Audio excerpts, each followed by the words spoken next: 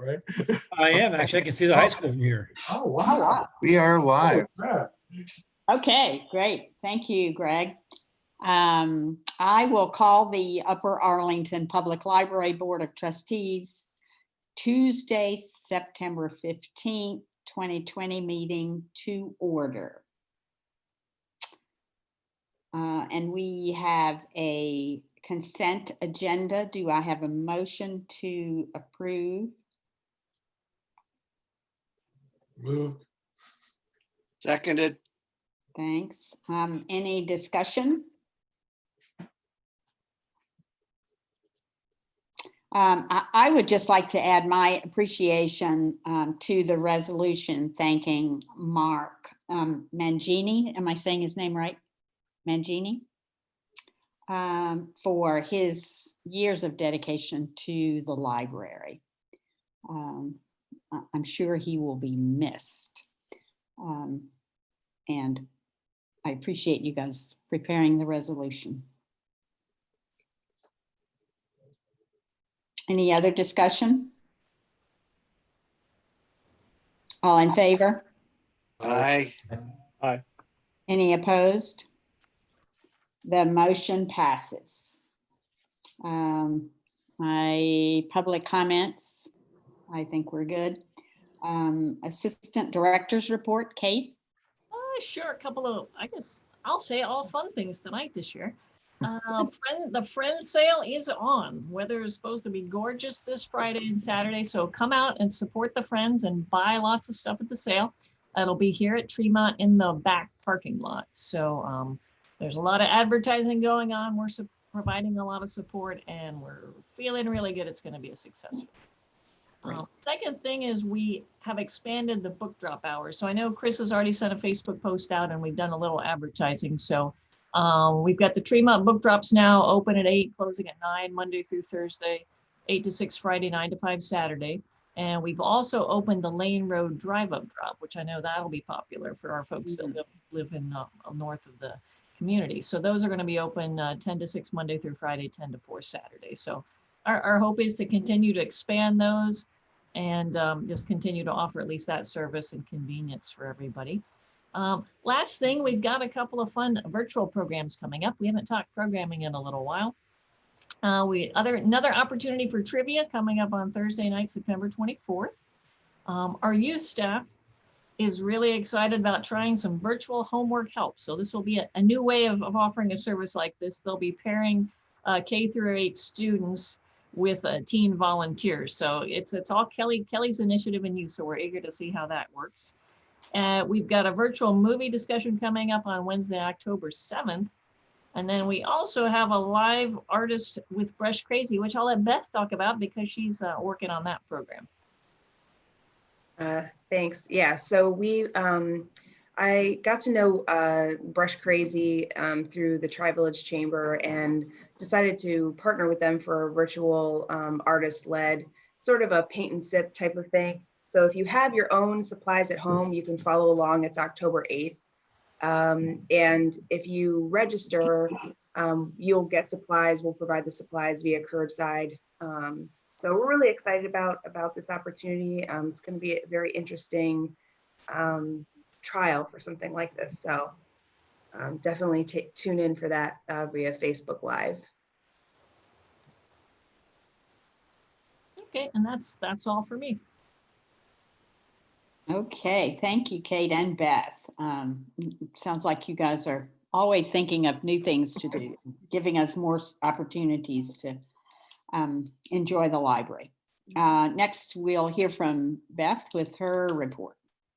Okay, so as of August 27th, Franklin County went from a level 3 to a level 2 health advisory. And per our reopening plans, we are working on opening up our atrium to the public. I feel comfortable saying that we're going to start this on September 28th. That is the plan as of this moment, as long as nothing changes as far as health advisory level goes. We'll be sending out a press release later next week with the times, as well as additional details for patrons who still want to pick up their items. Those will be a lot more limited hours, but we do we are planning on providing not only atrium service, but pickup as well. And we're also working on doing a pickup window at Lane Road. It would be a walk-up type of service, and we'll be announcing those hours as well. We did change the traffic at Main Library to accommodate the longer queues for curbside. We, as many of you have come to the library and discovered firsthand that sometimes the curbside line would be all the way out to the street. And we wanted to make sure that we were able to accommodate more cars, as well as making sure that we had driver's side access for future curbside plans. We do plan on installing some kind of permanent pickup solution at Main Library, knowing that this is a very popular service, and we want to continue it. So we have several phases that we're going to be going through, moving people forward, you know, a little bit at a time. Also trying to make sure that we're doing everything we need to do dependent upon the health advisory level that we're in. We don't have any plans for Miller Park as of yet. Right now, we're using that location mainly for recording story times and additional staff meetings. We are also utilizing the Miller Park staff at Main Library to staff our circulation department and some of the other public service departments, because we did lose so many staff when we did the recall and had everyone come back to the library. So Miller Park staff are really the ones that are helping us maintain the hours that we're able to do and staffing those departments. So without them, we would be very short-staffed at Main Library. So that is all I have as far as my report. Did anyone have any questions before I move on to statistics? Oh, Gloria? We'll just keep our fingers crossed that Right, everything will continue to be on level 2 and we can open the atrium. So thank you for working on that. A lot of discussion and planning had to go into developing the hours and how is it going to look? What kind of service are we going to provide? So right now, the services that we're looking forward to is not just being able to access your holds, but also having some new materials for browsing. Did you have something, Stephen? Oh yeah, so Beth, as the resident Miller Park fan, I guess what is your long-term, what do you see having to change long-term? Like what is the pathway to Miller Park opening look like? So the first is making sure that we have adequate staffing at Main Library to accommodate our circulation. And then the second is making sure that we're able to provide service at Miller Park in a safe way. That's our smallest branch. We do have some ideas. Kate Albers has been working with us very closely and shared with us some of her ideas. And we're hoping to have something implemented by the beginning of next year sometime. But really, we're trying to work through Lane Road and Main Library first, and then taking a look at our staffing and making sure that we have adequate staff before we send Miller Park back to their branch. Am I right on, Kate? Okay. Okay. Do you want me to move on to stats? So I got a little enthusiastic. The report I was pulling, I will say, we did get confirmation early on by CLC that the report I was using was correct. So it's not our fault. But the numbers that I was pulling, I was taking items, so specific individual items of circulation. Unfortunately, that report was not correct. And really the only reason why we found out was the email that I sent out said we circulated 23,000 items in 1 week. That's insane. Well, it was not right. So it had a red flag for Annette, our circulation manager. She reached out to me, and so we dug a little bit deeper. Greg contacted CLC and I said, "Are you sure that this is correct?" And they took another look at it and sent us what the right report was. We updated the statistics. So we're not far off. We're still serving over 2,000 patrons a week.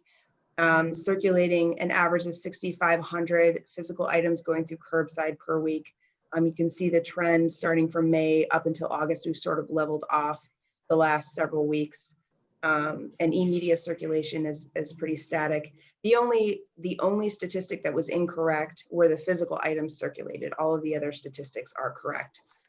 So the number of items sent and the number of items received, as well as the items held and the items circulated, as well as our computer use. So Still, you look at that per hour, that's a lot of work It's for a the lot. people. I congratulate them for all that. When I figured, I said, holy cow, they're moving. yeah, well, yeah, considering that all of these items are handled by our staff and given to the patron, that's a significant number of physical items that staff have to handle. In normal times, you know, I don't know, something like 80% of our circulation is self-check, which means those items aren't physically handled by circulation staff. So it's a much different way of working. But yeah, I'm very proud of our staff. They've been working incredibly hard. Are there any questions about statistics? Okay. And then I think the next thing on our list is the levy timeline. Okay, so I had shared our updated levy timeline with Operations Committee and Finance Committee. And basically this document includes the resolutions requesting the county auditor to certify the current tax valuation in September of next year. We would discuss their certifications and decide on the levy millage after we receive the certification from the county auditor. The library board would have a resolution requesting the submission of the tax levy made to the city of Upper Arlington in October. And as you read through, we have you know, first, second, and third reading of the resolution, a city council, and then the filing deadline for the levy would be in February of 2022, with the general election being held on May 3rd of 2022.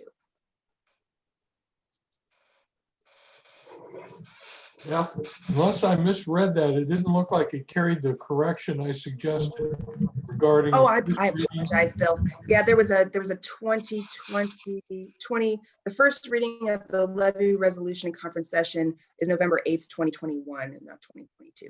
I apologize.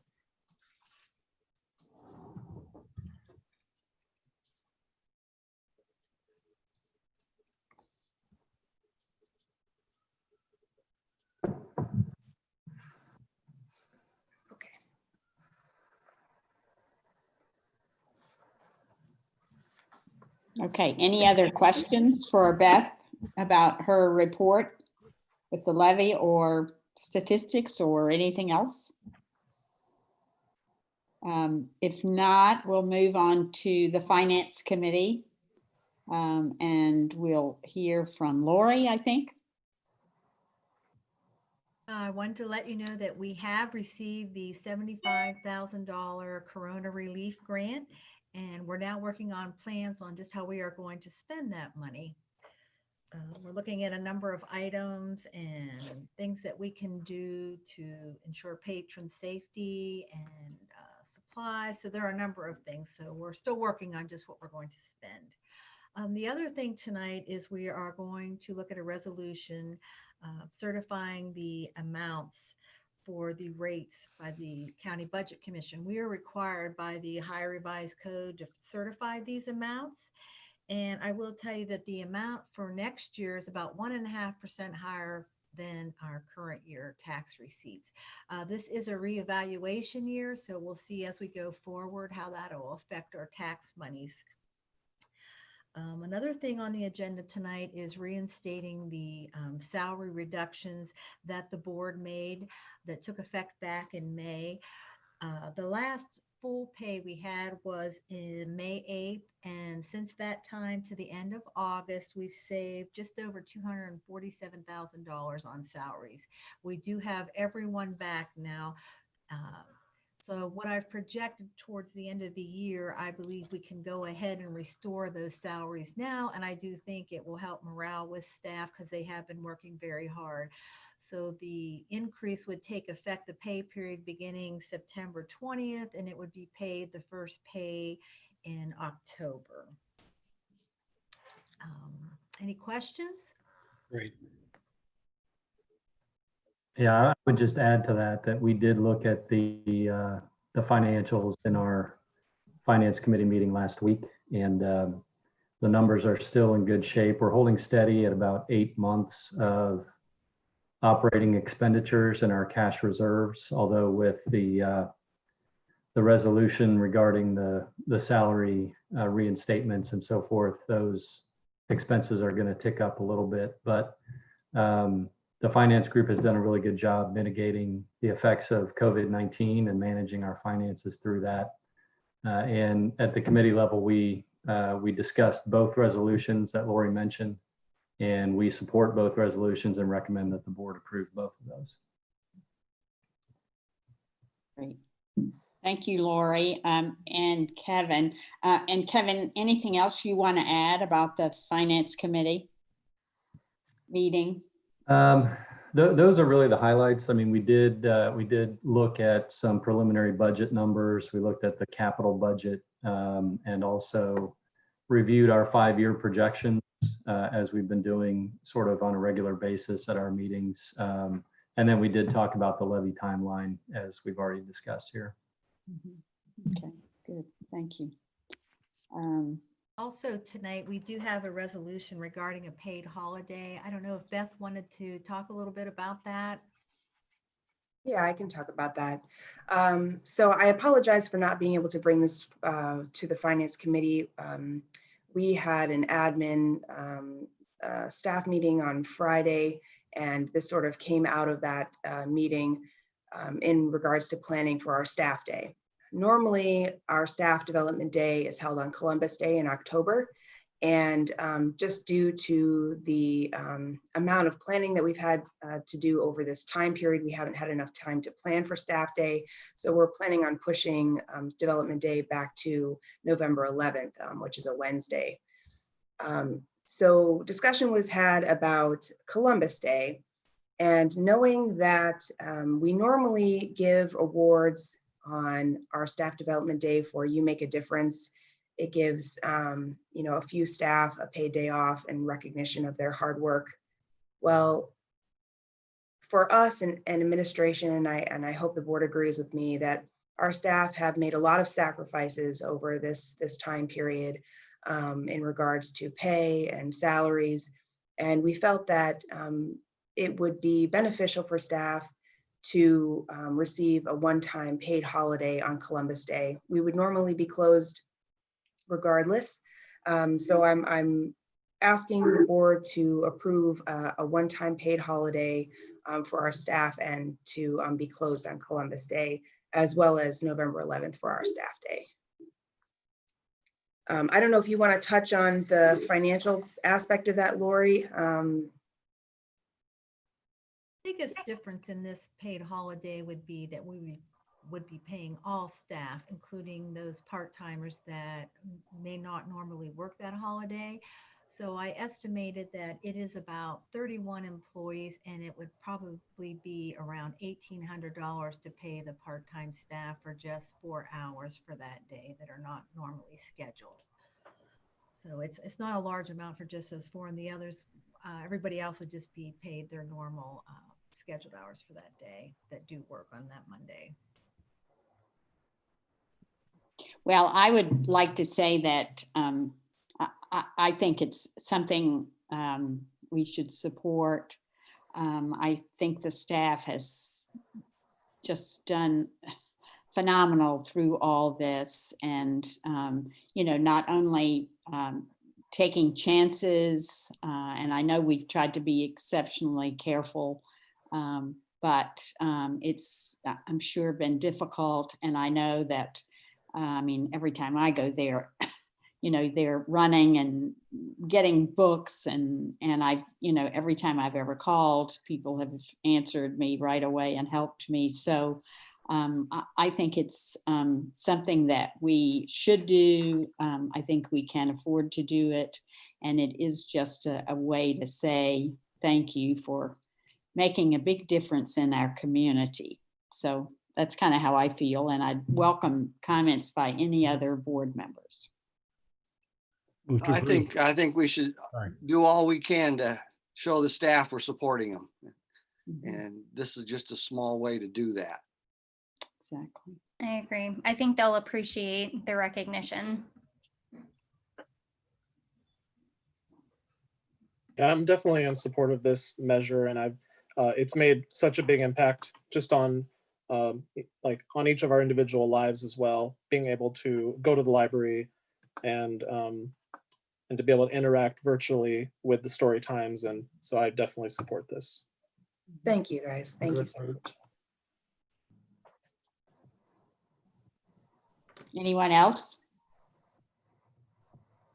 Okay, thank you all. I agree that and we probably can't say thanks enough for all the service that's been provided by the staff. So we have, am I correct on this, Lori, 3 resolutions? Okay. Do you, Lori, or Kevin, whoever wants to from the Finance Committee, present the first resolution that we will consider? Yeah, Lori, why don't you go ahead and walk us through those if you would, please? I think you're muted. Yeah. You need to unmute, Lori. Sorry. It's okay.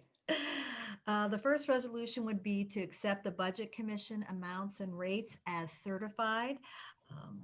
They have sent me the amount of the estimated tax for next year, which are just over 3.2 million. It's about a 1.5% increase over this current year.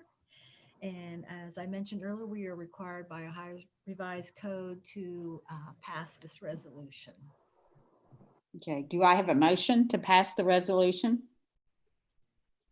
Moved. Second. Any other discussion? If not, all in favor? Aye. Aye. Any opposed? Motion passes. Okay, Lori, could you just remind us of the second one, please? Yes, this would be the resolution to authorize reinstating the salary and hour reductions that were made as a result of the loss of revenue due to the stay-at-home order. And this would be reinstating the 5% salary cut for all exempt employees. It would be restoring hours for the full-time non-exempt back to 80 hours. It's currently at 76, and restoring the 5% hour reduction for part-time staff. Great, thank you. Do I have a motion to pass the resolution? So moved. Second. Any discussion? If not, all in favor? Aye. Aye. Any opposed? The motion passes. And then the third resolution, Lori? This Please. would be a paid holiday for Monday, October 12th, which we would deem Make a Difference Day in honor of the library's hard work, and that all staff would be given a paid holiday. Great. Do I have a motion? So moved. Second. Any discussion? Sorry. Any discussion? If not, all in favor? Aye. Aye. Aye. Any opposed? The motion passes. Next, we have the Operations Committee September meeting. Peter, would you like to tell us about that a little bit? Sure, I'll be brief because I think we pretty well covered everything we talked about in operations already today. We talked about the 4 different models for the curbside pickup, drop off, and routing of traffic, and had a good discussion there on giving Beth some ideas. Talked about the levy timeline and went over the reopening phasing plan. Succinct meeting. So therefore you get succinct report. Great. Thank you, Peter.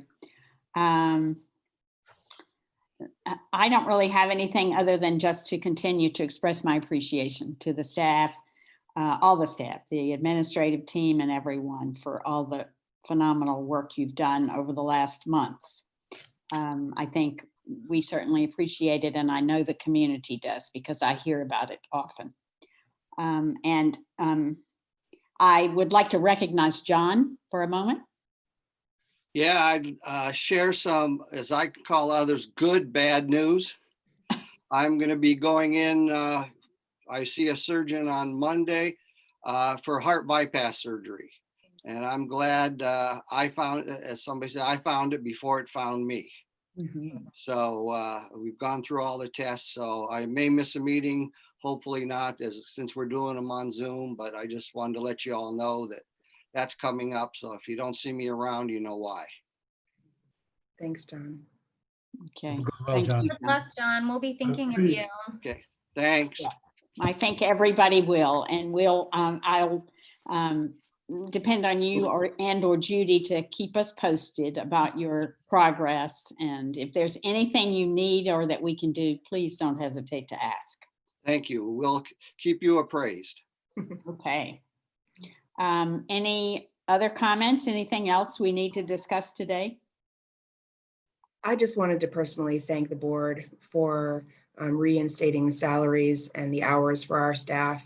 I'm incredibly appreciative of that, as well as passing of the resolution for Columbus Day. I think I'm very excited. I can't wait to do leadership team meeting tomorrow and share the good news. We've had so much bad news over the past few months, and I think they really need this, and I know that they'll be very grateful. So I just wanted to say thank you personally for your support and for supporting our staff. Good. We're happy to do it. If there's no other discussion or questions, do I have a motion to adjourn? So moved. Second. Thanks. All in favor? Aye. Aye. Aye. Any opposed? The motion passes. Our next meeting will be October 20th at 5 p.m. via Zoom.